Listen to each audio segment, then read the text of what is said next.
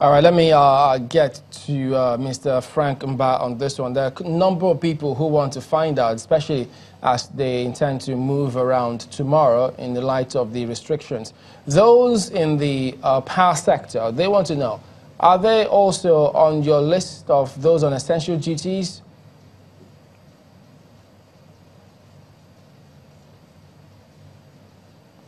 Can you hear me, Mr. Mba? What do you mean by power sector? You're talking of electricity workers, the co-discos and the rest of... Yes. Yes, okay, those ones. I don't think fundamentally we will classify them as those on essential duties, except there are specific challenges happening. But I don't see them going out on patrol like policemen going out on patrol, for instance. But if there are fundamental challenges with the national grid, and it becomes imperative that people from the power sector must step out, they could liaise with appropriate agencies, and then we'll probably give them a safe passage. But on a normal day-to-day, we don't usually see them all out every day. Otherwise, you begin to do this in such a way that every other person will begin to fix himself into the exception to the rule. We don't get to see power sectors going around the street all the time. So, but if there are major national emergencies or major issues, I mean, the power sector is something we also will be paying special attention to during this election, during this general election period, because we classify them as critical national infrastructure. So if there are major issues with that, I mean, they know the people to speak to, and we will know how to handle that. But beyond that, routine patrol by people from power sector, I don't think that will be allowed. All right. How about security in the hinterlands? You know, there's a sizable number of, significant number of voters in the hinterlands, and they are laden with people who are considered poor, unlearned, farmers, and all of that.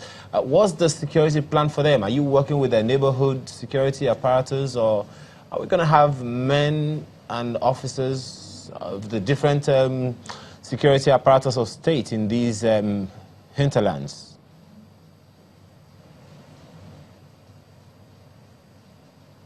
The good thing about the Nigerian police force is that we are one agency that have got the biggest and the widest national spread.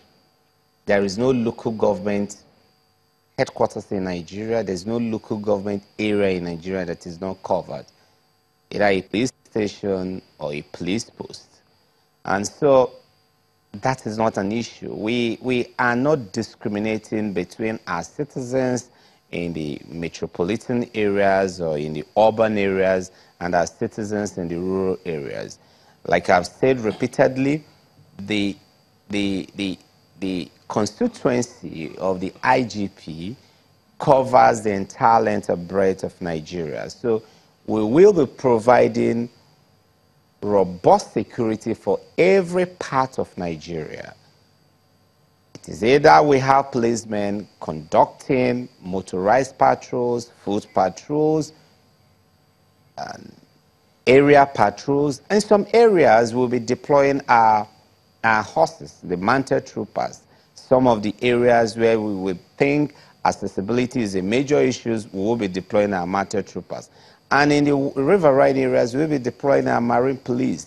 So essentially, the entire length and breadth of Nigeria will be covered, and we won't discriminate one area because of their geographical location. Citizens in the rural areas, citizens in semi-urban areas, citizens in the metropolitan parts of the country will all get appropriate and adequate security. All right, let me go to Mr. Oluwole Osaze-Uzi. I know that the commission is doing something with INEC, but I beg your pardon, with EFCC. Are they an accredited agency, the EFCC, for these elections? I don't know what you mean, whether they're an accredited agency. Are they supposed to be, agency do they have with, any role to statutory be in the field? And part of their statutory responsibilities is on the field. Well, I cannot disclose that because I probably don't know anyway. But, you know, things like money laundering fall under their purview.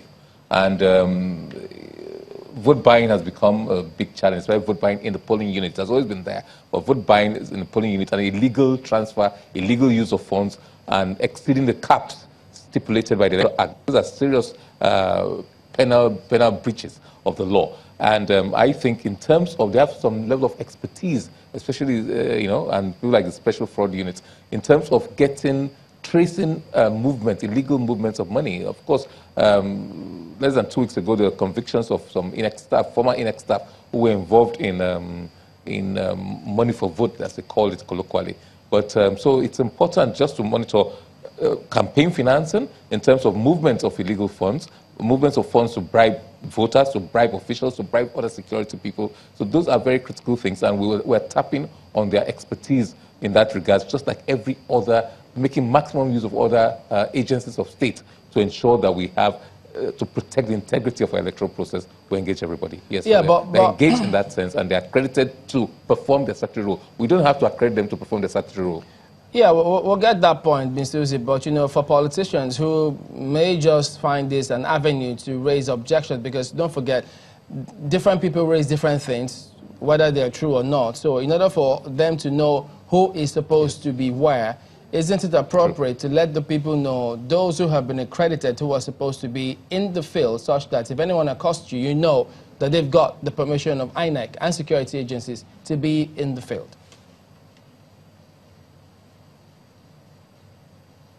Well, when you say to be in the field, maybe it's a matter of definitions, really, because I think Mr. Mba had made that case, I don't know whether it's here or another platform, where he said, for example, there'll be covert action, there'll be security men who are not in uniform. They are accredited to be on the field. So yes, security men who are not in uniform, who have legitimate reason to be on the field, will be on the field. We don't accredit medical doctors on call duty, for example, but they have a right. You know, their own movement is not as restricted as regular people, as regular voters. There are certain people like that who can, because of the nature, essential duty staff, and certain people, because they are special duty officers, I think they have a right to be on the field, because they have a duty, in fact, not a right, a duty by law to be on the field. Certainly not to harass innocent people, to harass civilians, to harass politicians. That will not be welcome at all. That will not be acceptable. Doing that, they are going beyond their statutory mandate, and that is illegal. They can't do that. Just to get your thoughts on what Mr. Chukwuemeka had earlier said, listed some of the challenges that they see on the field. He did mention something about students who are disenfranchised due to the ASU strike. He talked about the fake news phenomenon and the balance of security agencies as well ahead of tomorrow, and voter intimidation. Can you address some of these challenges?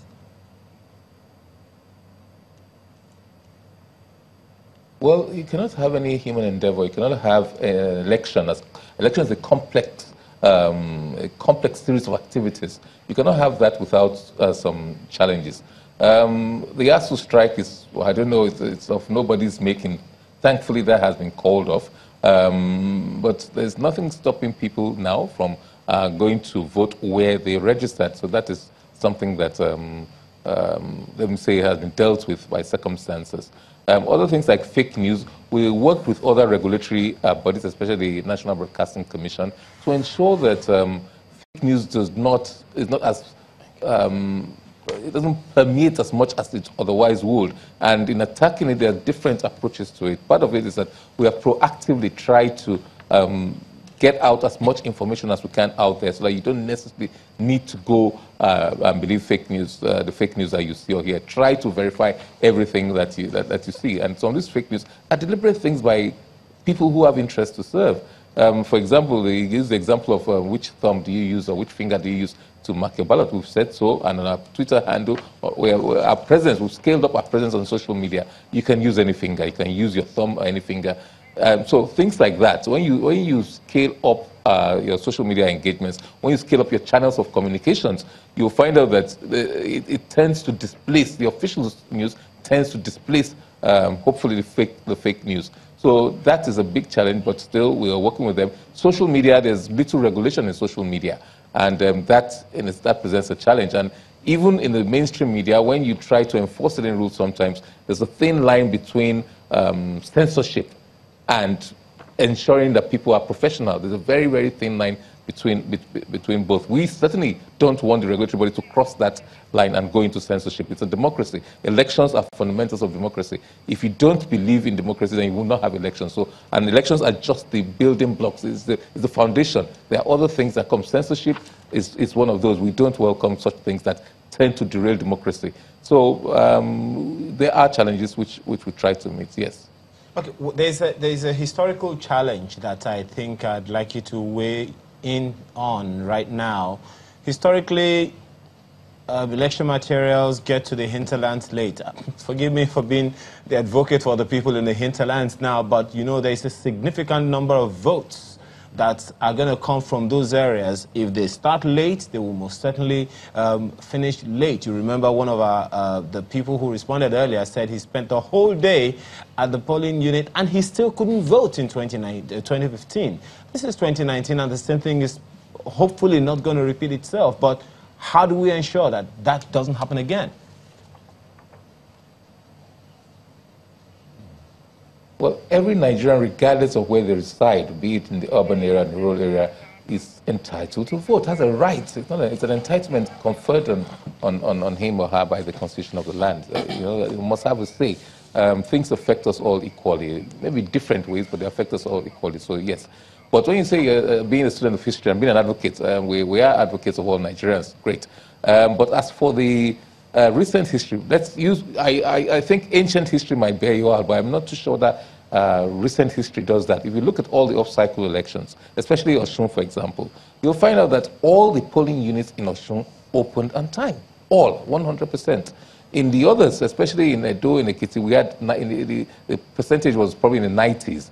Now we aim towards 100%. We have revamped what we call the racks. Those are the registration area camps, and these are camps where personnel and materials will be deployed to this evening. They will spend the night in these camps, and the idea is that these camps are closer to the people than the local government offices of the commission. Sometimes the polling units are 3 hours drive away from the local government premises of the commission. So we've decentralized the distribution of materials and ensured that everybody stays in the camps. Unfortunately, we have security protection. There are 1 or 2 places where you say, look, some of those camps are too remote because we wanted to go nearer. They will now set up the super camps, super racks. And these are a cluster of different racks in a public school with additional security. And those ones will set out much earlier in the day. As early as 4 a.m., 5 a.m., our people will set out to go to the polling unit. So that is the architecture. That is the plan which we're trying to implement and ensure that at 7:30, the marching orders are at 7:30, every polling unit should be set. We will not start till 8 a.m., but at 7:30 they get there and set up the place and do some bit of voter education if there are voters there and await the voters. We don't want better service delivery. We don't want a situation where the voters will be waiting for the INEC officials and materials. This time around, we worked in such a way that it is the INEC officials who are serving the people who should be there on time, awaiting the voters.